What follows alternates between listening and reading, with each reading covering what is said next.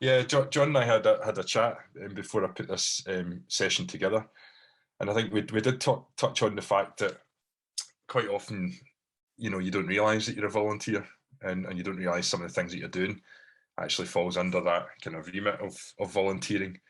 And I suppose where I was coming from in this presentation was really just to give you an idea of where we come at this this whole subject of volunteering, and how we think about it, and how we think of the very many impacts that volunteering have, and hopefully you'll come away from this thinking actually what we do is really valuable.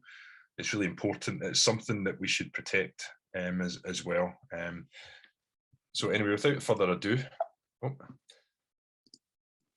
yeah. So what I was going to cover, a wee bit of introduction about myself, and then really talk about what is volunteering, and why do we volunteer as individuals. I'm a bit of a stat head, unfortunately, so you'll need to bear with me on that, but I do like my stats, so we can go in and bring in some of the research that we do, and how we look at volunteering, who volunteers, how often, etc. And then I wanted to just touch on what I think is a really fantastic marriage, which is the work that you guys do around music and the kind of cultural impact you have as well, and how that fits with volunteering and the importance of it. And then finally, just, what does a great volunteering experience mean? How can we start to think about that within our own organisations, and other some things we can take away from today? So that was the plan. I'm more than happy, obviously, to cover other areas and questions, although I may not have all the answers, but I know people that do.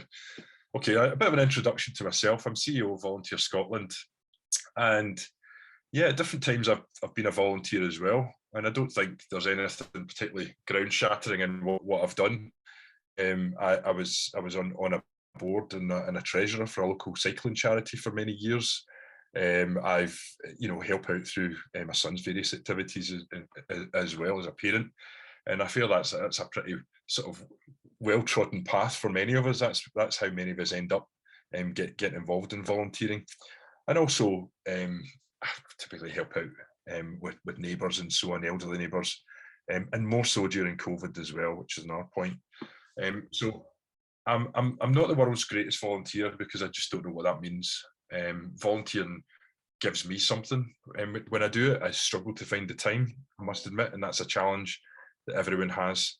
And I would probably say that before I joined Volunteer Scotland, I didn't really think of myself as a volunteer at all. So that maybe just shows you how many of us feel about volunteering. So you're not alone.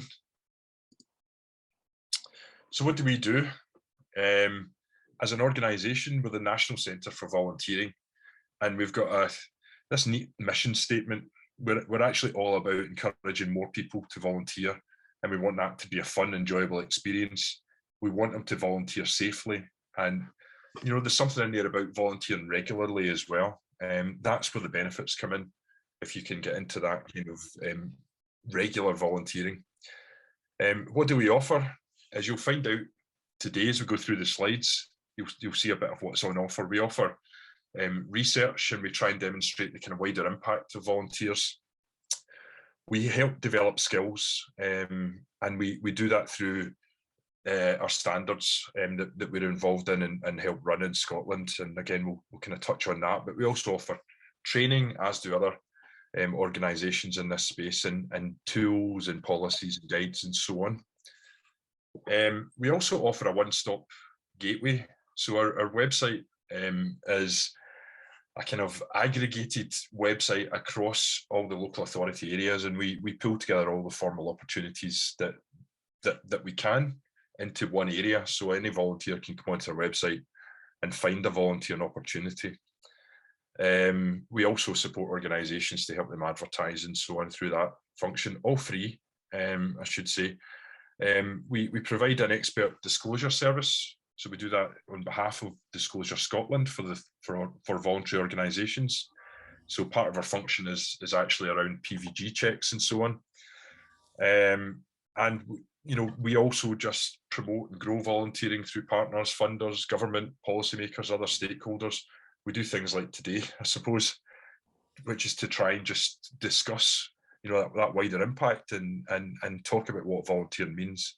And we also support projects, innovation and creativity in volunteering. So that's who we are. That's the sort of things that we get involved in. So what is volunteering? Well, I mean, I think first and foremost, it's about giving time freely. And so there's not necessarily a financial gain or a wage or a salary from that choice to give time or energy. But it's also about having fun. I think that's something we want to make sure is up front and centre as well. It shouldn't feel like a chore.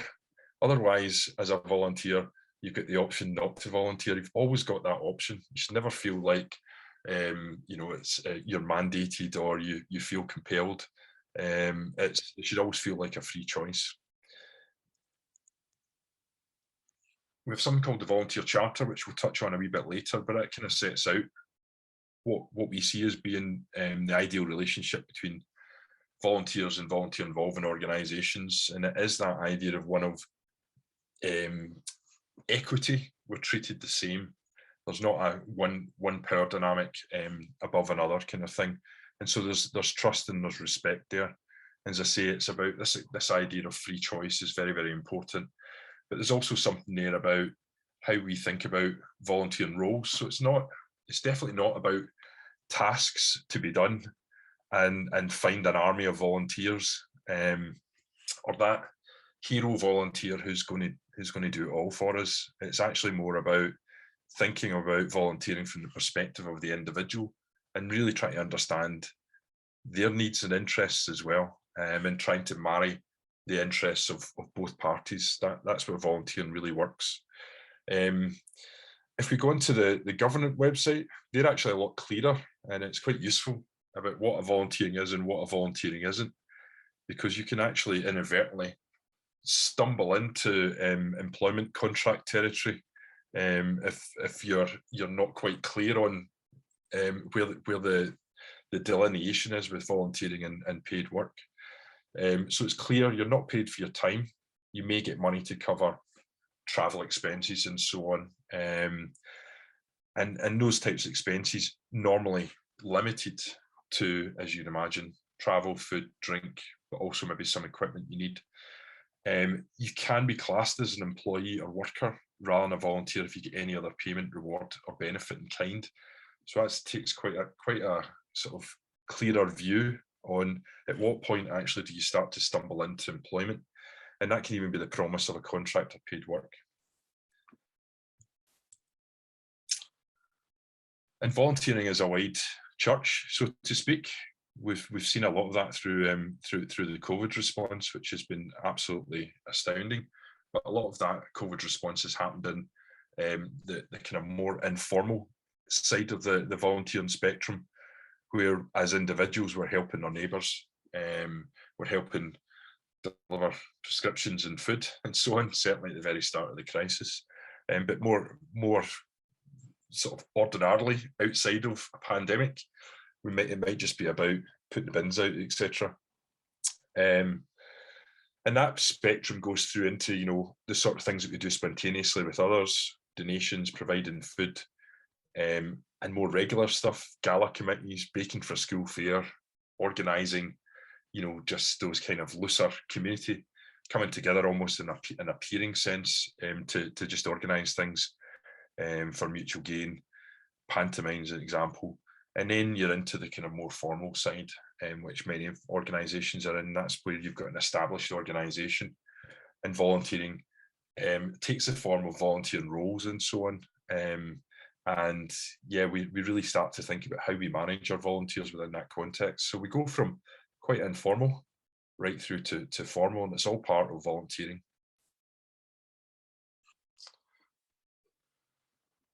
So why do we volunteer? And I think there's something here for Volunteer Scotland and others, just to try and chip away at some of those stereotypes. As we said, this isn't about us finding the next Mother Teresa, or it's not a saintly character that goes out there wanted to change the world. It's much wider than that. We volunteer for a number of different reasons, and some of them can feel like they're quite selfish reasons, and that's okay. But generally, it's a mix of things at the same time. So we want to make a difference.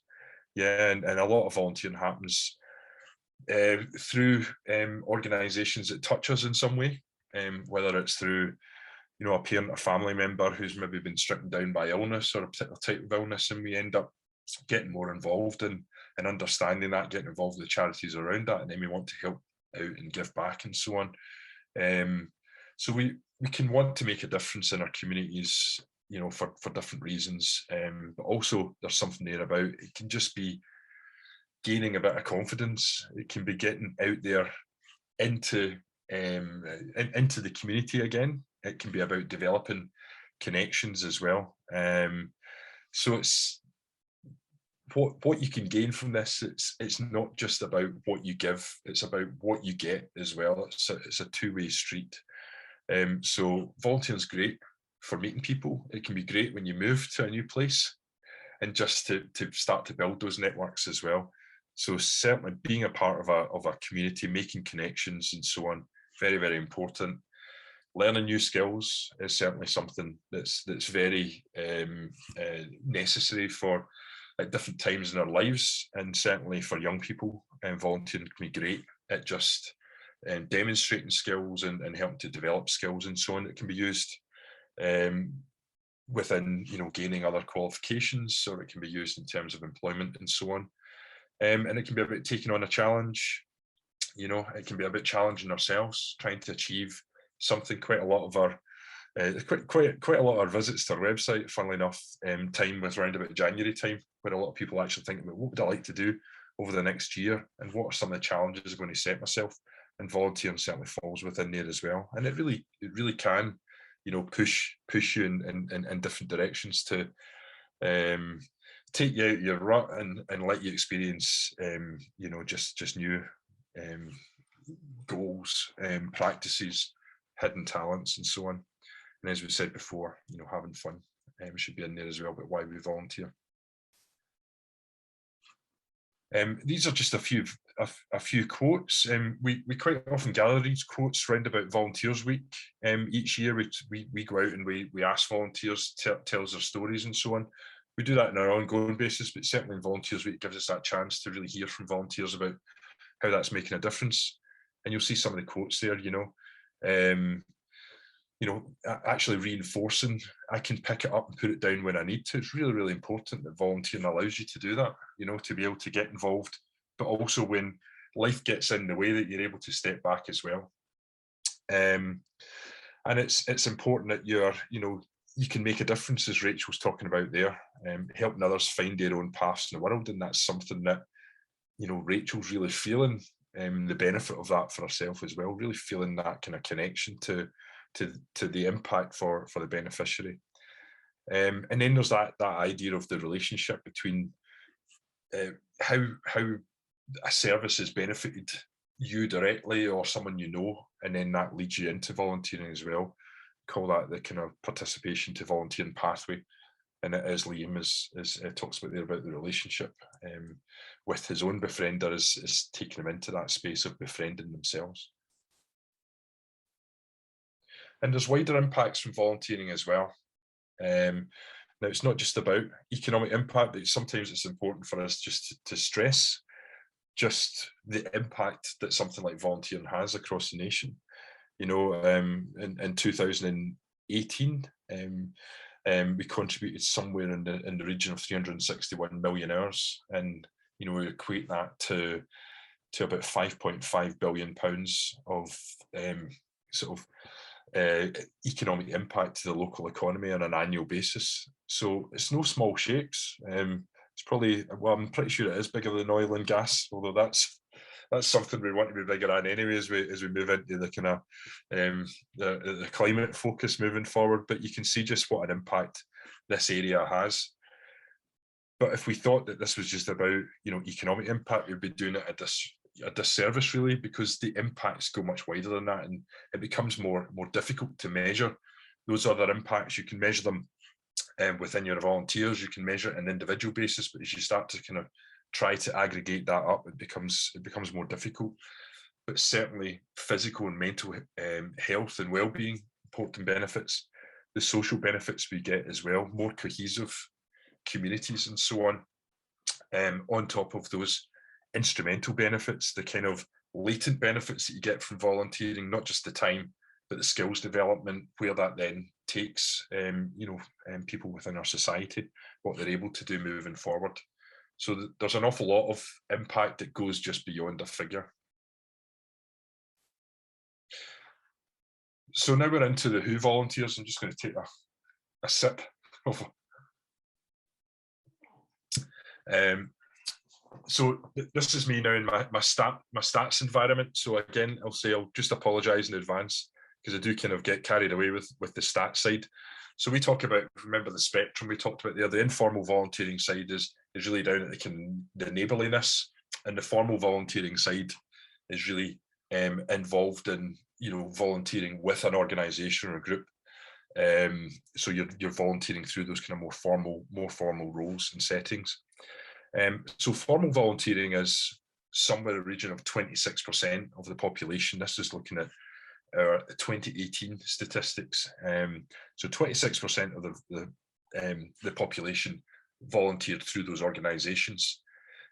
So we're adding that 14% to 22%, and we get 36% of volunteers did so informally, so they're helping out neighbours and so on. And then obviously you've got a group in there, 14%, who do both, the formal volunteer and they also informal volunteer. How do we know this? Because we run surveys. So there's a survey that's actually funded by the Scottish Government each year, and that typically goes out to about 10,000 households, and they ask individuals about a whole range of things. And one of the things they ask about is some key questions around volunteering. So we're fairly happy that the sort of information we get back is as accurate as we can get around what's actually happening around volunteering. We then abstract that into raw numbers of volunteers. So if we look at the adult population, 26% equates to about 1.2 million volunteers, and 36% equates to 1.6 million volunteers. So it's a big thing, and that's why we talk in terms of 361 million hours, because it's a big part of the population that get involved in this activity. What happened on Friday? We just heard from the Scottish Household Survey released data relating to 2020. So that was just released on Friday. And what that told us was actually the formal rate, that 26%, is actually static. It's still 26%, even with all the things that have been going on in COVID. Some parts of volunteering have ceased, have stopped. Certainly a lot has transformed into offering their volunteering through online channels and so on. But there's parts of formal volunteering have certainly increased around the response. And in the informal sense, we found that the rate is actually increased substantially. So when we talked about that kind of COVID response, actually a lot more of us are now involved in the kind of informal, checking in on neighbours and so on, delivering sort of necessary food and prescriptions and so on. So that's going to way up to 56% from the latest statistics. I'm thinking if there was a government person responsible for the survey in the room, they'd probably tell me put big caveats on this, because the survey has been developed differently. It was done through a telephone survey, and it's normally done through in-person interviews or a combination. So it's a bit, and also it's only 3,500 respondents in 2020, just simply because of the pandemic, but it's normally 10,000, as I said before. So it's not quite as robust. But I think even with that said, that big sort of increase in informal just feels intuitively that it's right, and it's still robust enough to say there's been a huge uplift. We sometimes put our own commissioned research into the mix as well. So at the round about June time, when the pandemic just picked up, we wanted to know what was happening around volunteering. Were we volunteering much more? And what we found was that actually our normal rate of total volunteering sits about 48%. Actually, during COVID, that rose to 74%. And through that survey, we asked them, well, what were you volunteering before and what were you volunteering after? And the before figure was actually pretty close to what we normally come up with on Scottish Household Survey. And the after figure said, actually, there's going to be a bit of a boon for volunteering. More people will continue to volunteer because it looked like that 48% was, or that 45% was likely to rise to closer to 60%. But what we know in terms of the SHS survey that was just released there, actually it's up at 64% when we look at total volunteering. So there has been that COVID effect, I think, around volunteering. And how does that play out? Well, this is 2018 data. What are we talking about when we're talking about formal volunteering? Well, we're talking about generally a whole range of activities that organisations are involved in. These are the most popular: youth and children's activities, local community and neighbourhood, education in schools. There's lots of stuff, as I said, children taking part of society into volunteering through necessary, kids getting involved in youth groups and so on, but children also get involved in play groups and so on, and that takes people into the volunteering, parents on the whole. But there's also lots of volunteering around things like health and disability, just generally hobbies and recreation, and physical activities obviously very important as well, as are faith groups, particularly for older demographics. In an informal sense, keeping in touch, babysitting, doing shopping and so on. So these are all the sort of activities that we were doing one-off, also regularly, when we looked at the data back in 2018. When we kind of overlay that with just what's happened around the pandemic, again, just bring in some of the statistics that were just published, actually what we've seen is the youth and children's activities has dipped. That was up at, I think it was 24%, it's now down to 17%. And our local community and neighbourhood was about 21%, that's now up to 24%. So we're seeing a bit of a shuffle in terms of what's happening in the formal sense. But actually in the informal sense, this is where we're really seeing the increases. That idea of keeping in touch with someone who's at risk of being lonely is now a way up at 69%. That's the pandemic effect. That idea of, doing shopping, collecting pensions, benefits, paying bills, collecting prescriptions, we think back to the start of the pandemic and so on, a lot of that just has continued as well. That's a way up at 51%. So just showing you that pandemic impact.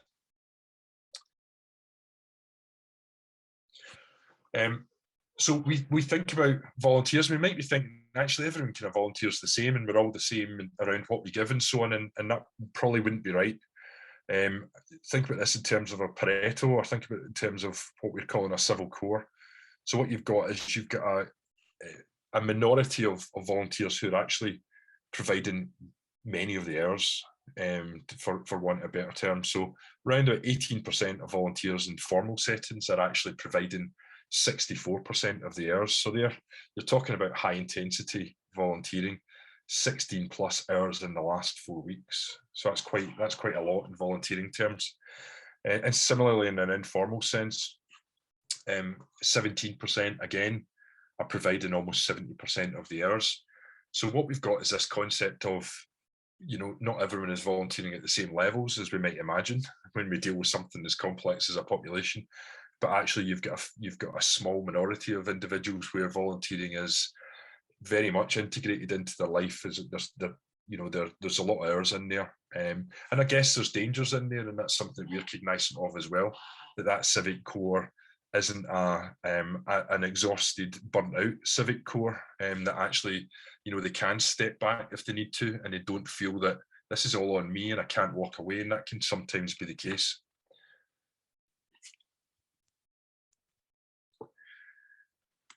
When we start to break down who volunteers are, we can look at different age demographics. Interestingly, we run a young people in Scotland survey as well, and this is the 2019 data in yellow.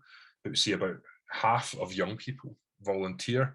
A lot of that happens through school, and there's a lot of that is because it's quite let's say connected into the curriculum, and particularly for different demographics within schools as well, interestingly. So in more deprived schools, we actually find that there can be higher levels of volunteering, and in least deprived schools we can see that there's high levels of volunteering as well. And what you're actually seeing there is something that looks a bit like a U And that there's different reasons about why that happens in those two areas. And in one area, it can actually be a bit of a scaffold, where there aren't high levels of attainment, and it's about filling time for some school kids in more deprived communities. And in others, it's actually about how do you get into law school, how do you get into medicine and so on. And it's that drive to see volunteering in terms of where that's going to take my child and so on. So there are two different dynamics here, and again we sort of analyze what sits below that. We also see that kind of drop off from high levels of almost like school supported volunteering into your sort of early adulthood, where you're starting to think about studying and so on. So life, as we say, gets in the way. There's lots of activity that's vying for time and so on. So that's a kind of natural decline. Can fall even a bit further as we start to establish careers and so on, and then it picks up again. And that's that kind of children effect taking us into volunteering. And then we look at the kind of 60 to 74-year-olds and 75 plus, and we see again kind of lower levels of participation. But I think if we move on to the next slide, the interesting thing is, if we look at this bottom slide here, although there might be perceived lower levels of participation, actually average hours are pretty high. So for those that are able to volunteer in older demographics, they give more of their time, which is really important, and a huge contribution overall. So just because there's lower levels on the surface, it doesn't mean that the impact is low as well. And then again, we just see at 35, that importance of the 35 to 44-year-olds, but you can see those 16 to 24-year-olds sort of right up to 35 to 44-year-olds, you've got very busy life as well. So your ability to give time is limited, but then your ability to give time as you move into that kind of older demographic increases, and that's really important. And it's particularly important as we start to look out about how our population demographics are changing as well, because what we're actually seeing is we're seeing very much an aging population over the next 20 years or so on, where we're going to have much fewer younger people than older people. So there are big challenges there about pressures on NHS and needs to stay healthier longer and so on, and also to help each other in older age as well. And that's the reality of it. And we can see how much pressure NHS comes under, and how it isn't able to scale up and cope. And so volunteering certainly has got a part to play in terms of what might be happening to our population down the line.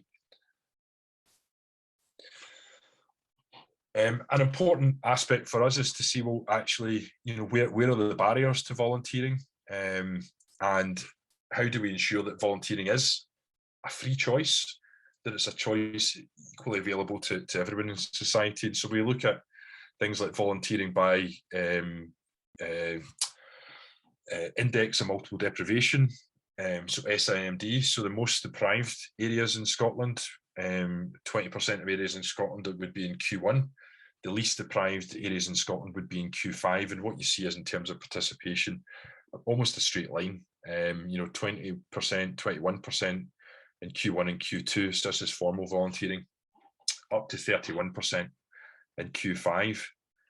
But what you also see is, when you look at the average hours by volunteers in those areas, it actually either doesn't change much, or it's pretty much the same. And so you're around about 10 hours per person. So there's something there that says volunteering isn't different in different areas, but actually the ability to step in or fall into volunteering is more difficult in some areas than others. And that's something that's really important for us to look at. But it's not just about the exclusion that comes from income and health and other say measures of deprivation. It can also be about exclusion that comes from our own health and disability and so on. And so we've looked at how does volunteering take place amongst disabled people and notionally non-disabled people, and we've looked at different ways of describing what do we mean by that, including asking survey recipients whether they see themselves as being disabled, but also we take things like the Equality Act definition of disability as well, which is what we're doing in this graph here. So if you have a physical or mental impairment that has substantial and long-term negative effect on your ability to do normal daily activities, so does that impact you a lot? Does it impact you a little? Does it impact you not at all? And we notionally think that those where it's a little or not at all are non-disabled, and those where it's a lot are disabled. And we see lower levels of both informal volunteering and formal. It's down about 15% in the formal sense.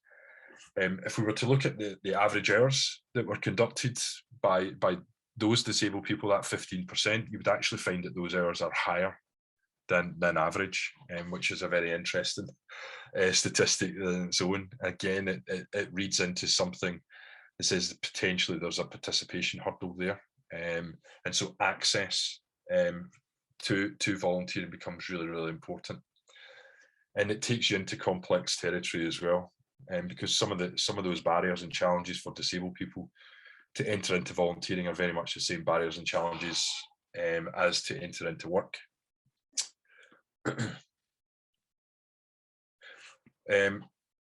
For long-term health, we look at volunteering by those that believe they've got a long-term health condition, and we see formal volunteering rates slightly lower, but again, actual average numbers of hours slightly higher. In terms of informal, very, very, very close actually. It'd be difficult to say there's much of a change there based on kind of margins of error and so on. But again, much higher average hours a week. So there's something there about volunteering being an attractive proposition for people with long-term health conditions, and we know, that volunteering has that sort of therapeutic impact. So that connection between volunteering and health and well-being. Volunteering really can have a positive impact in physical health, mental health, individual well-being. We've got a report on our website which has looked into this in a huge amount of detail, and there's lots of evidence to support that, particularly around mental health and particularly around particular demographics as well, where they feel those benefits much more keenly. There's not just a positive impact for beneficiaries in the wider community, there's a positive impact for volunteers themselves. So better health leads to more volunteering, which begats better health, which begats more volunteering. It's a virtuous cycle that we build up there as well. And volunteering certainly is seen from a therapeutic stance as being good for people. As I said, there's some research there. There's research even that's saying that volunteers live longer.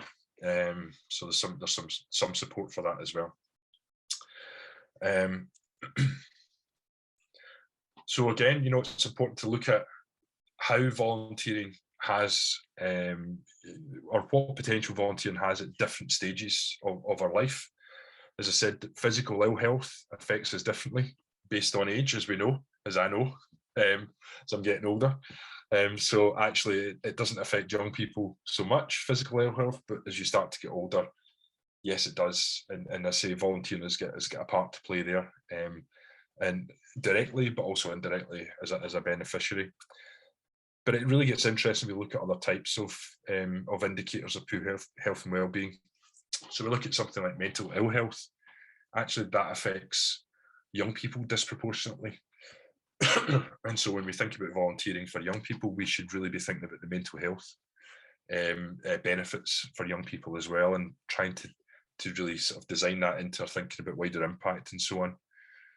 And we often talk about mental ill health or mental well-being crisis in this country, but when you start to look at the evidence and you look at where this is playing out, it really brings it into sharp relief as well. It's affecting our young people more than anyone. And similarly around social isolation and loneliness, which was a bit of a surprise for me.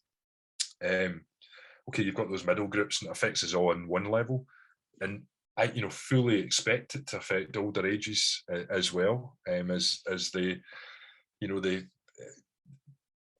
their loved ones die, they drop out of networks, they're not as mobile and so on. It's more difficult to re-engage in all those different things that make you more isolated, make you more lonely. But it's affecting young people almost to the same degree as well. So again, really important to think about that around their impacts. So for us, there's a catch-22, as we said. There are groups where volunteering isn't a natural, just being able to fall into volunteering. And so volunteer participation is low. But also those groups that tend to be disadvantaged and excluded from volunteering also tend to have lower health and well-being. They also have those sort of poorer mental health, poorer physical health, and so on. So there's a double whammy there. And the impact is basically the ones that really can benefit most from volunteering are the ones that are furthest away from being able to enter volunteering. As I say, that's a big challenge for us, but it's a challenge for every organisation to begin to think about the wider impact in that way.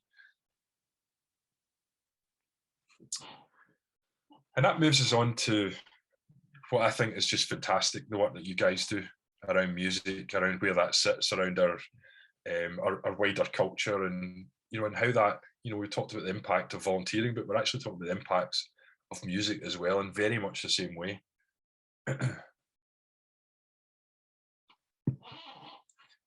So, I've just, in terms of pulling these slides together, this is one area where I did dig in a little bit to try and understand just that impact of music. It's intuitive. I know that music's just a great thing. It's a leveler. But I didn't quite understand just the impact that it has, and also how it's been seen from a health perspective, as well as offering just fantastic benefits and lots of research. If you click the links around, its impacts around palliative care, neurological conditions, depression, mental health, we talked about just there, into things like dementia, etc.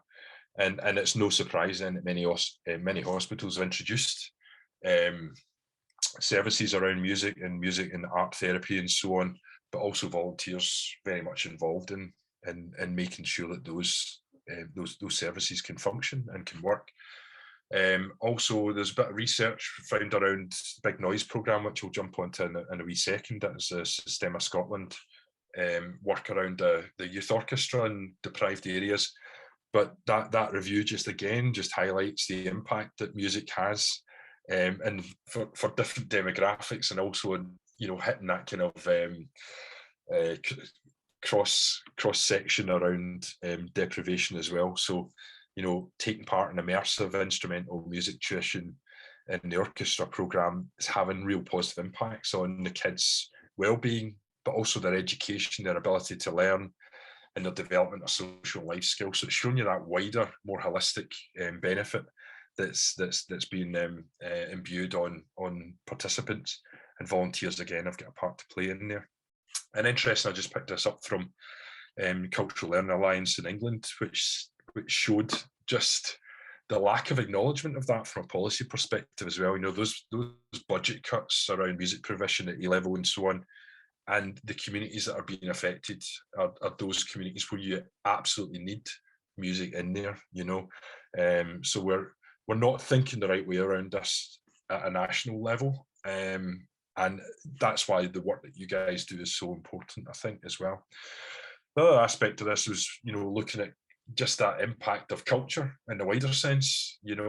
We talk about our different communities, and deprived communities against less deprived and more affluent communities, and we talk about some of the issues, not just from a financial perspective, but the social capital, or ability to get opportunities, the political capital, ability for us to have a say in different communities, that are more deprived communities are disadvantaged in many different ways. But one of the key levelers is culture, I think. It draws people in, particularly those that are reluctant to engage with authority. It helps us overcome barriers of mistrust or fear. It helps us engage young, and also take part later and it addresses some of those other things that we talked about elsewhere, aggression, hyperactivity, and gives us all those life skills as well. So fantastic benefits from music and culture, even over above what's happening around volunteering.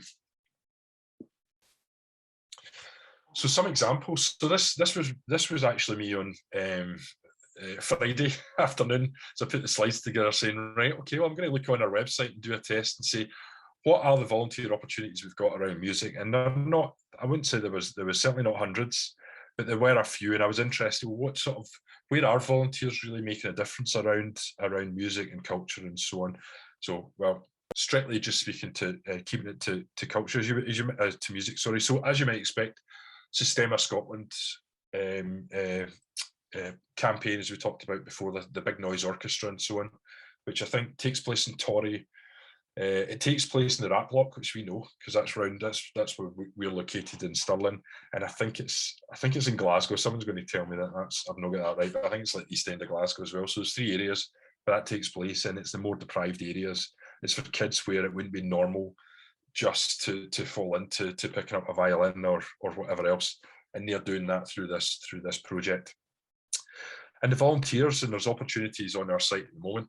It's about helping children stay focused and engaged in their lessons, walking children to the centre, helping set up rehearsals and music lessons, and assisting the children to play their instruments, and in supervision and so on. So there's a whole range of activities in there, not necessarily getting in there and instructing in music, but it's all the stuff that sits around that is so necessary to make it happen. And look at the impact that charity, that service has on those youngsters in the community. And then, just picked up another few, not necessarily the same level, but just shows you the importance of music and how it fits into a wider sense of what's important for young people. So youth work, delivering a range of activities in music is part of that in a broader sense. But again, it's that idea of the impact around giving young people confidence, letting them express themselves, letting them become those active citizens as well. And that's aiming at, again, a deprived area of Dundee through Rock Solid. And then we're into that connection around, all different types of people as well, and people with disabilities as well, and how music really resonates. And again, we picked up an opportunity here for a solo artist or a duo or small group to help residents or charities to enjoy live music. And I think that's so important. So Leonard Cheshire are organising that, and then Hillcrest Futures doing something very similar as well, again aimed at a similar audience. And this one is actually about encouraging service users to take part. So pick up the drums, pick up a ukulele, etc., sing. So again, just showing you where in the far reaching, just a little vignettes, but illustrate a much larger collection of volunteering opportunities around music. So moving in to creating volunteering experiences, I'll not spend an awful lot of time. I'm just conscious of leaving a bit of time for questions, but this is really what we're saying. So how should we be starting to think about volunteering? We know it's important. We know it really makes an impact for different parts of society in really profound ways. So it's really about how do we start to think about our volunteering from the volunteer's perspective. And so we've dropped in a few things, and you can look at those slides at your leisure, but look at this in terms of a life cycle around what volunteering is from the volunteer's perspective, and then think about what you offer volunteers at those different key moments of truth where they're asking those questions before volunteering starts, when they're in their volunteering, how do I feel supported? How do I make sure I get the right tools? How do I know I've made a difference?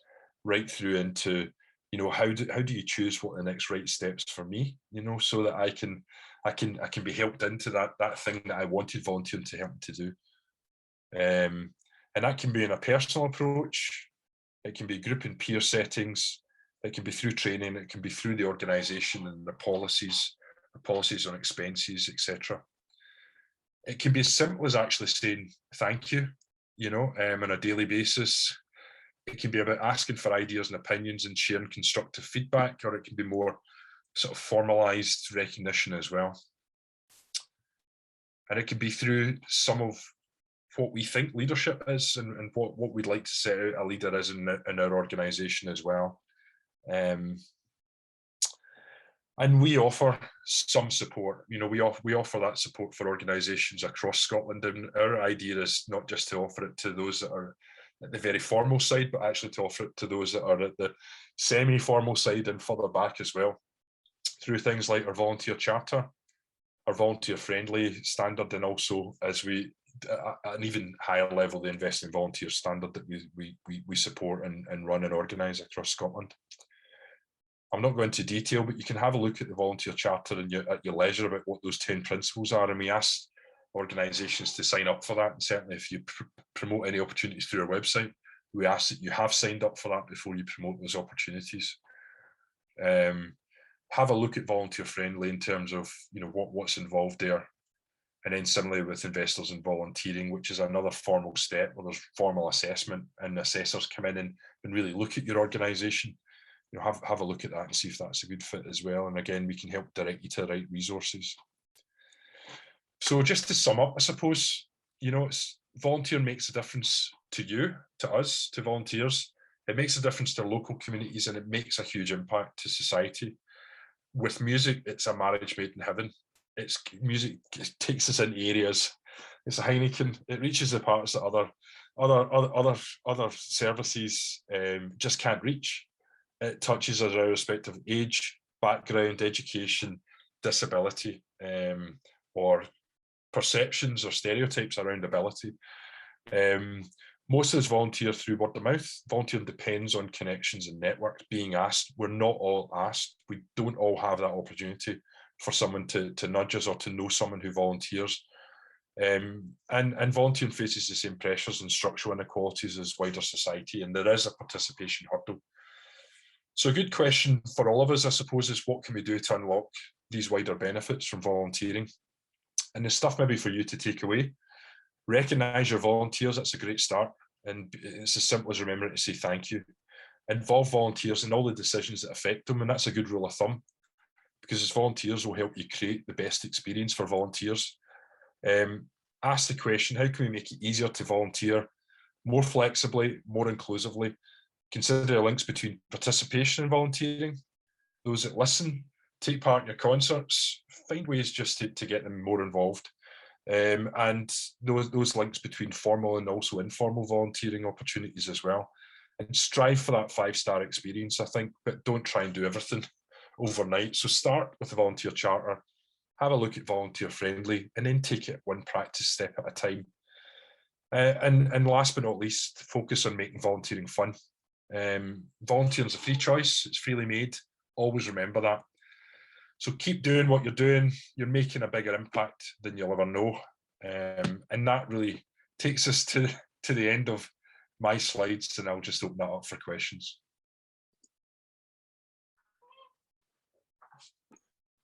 Thank you, Alan. Any questions, guys? You can unmute if you want to ask a question. I'm sure Alan will be happy to answer. Alan, I don't know how you sleep at night with all those statistics in your head.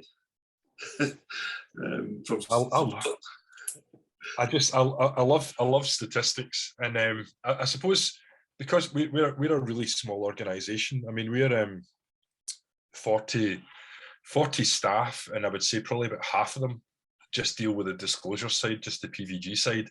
So we're 20, and then we've got our admin and facilities and all that. So we're actually about 10 staff.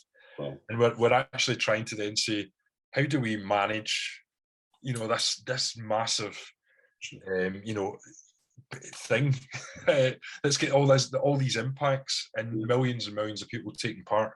And so we need to find our way to the issues quickly, and it's just statistics that get us there. So they're so important for us, I suppose.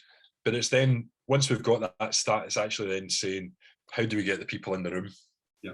I had a question on the disclosure thing. I mean, is that something that you would do for an organisation? Is there a cost involved? It's free for voluntary organisations, and it's actually it's only necessary if you've got regulated roles, and that generally means that your volunteering's taking place with children or vulnerable adults, and so there's a concept of a regulated role, and you decide which of your volunteering roles are regulated, and then you would do checks on. We go through a process, but you're basically doing checks on the volunteers that are involved in that side of it, and it's that extra level of robustness around making sure that who's volunteering there in those circumstances are people that have been checked and so on. So it's not for everyone, and it's free. It's a free service that we offer, and that's a really important aspect of PVG, because PVGs are, as you know, local councils and NHS and all the rest of it. We all, teachers in particular, they'll go through their PVG checks and so on, and they pay. But we offer a service that's free to the voluntary sector. We have a large number of youth bands involved with our senior bands, and those youth bands must have PVG people going through the PVG system. Yeah. So that's something that we do, and you can't work with a youth band unless you have a PVG, especially if it's going to be on a one-to-one basis or with the sort of smaller groups. So it's certainly something that we sort of would like to maybe explore through the Volunteer Scotland.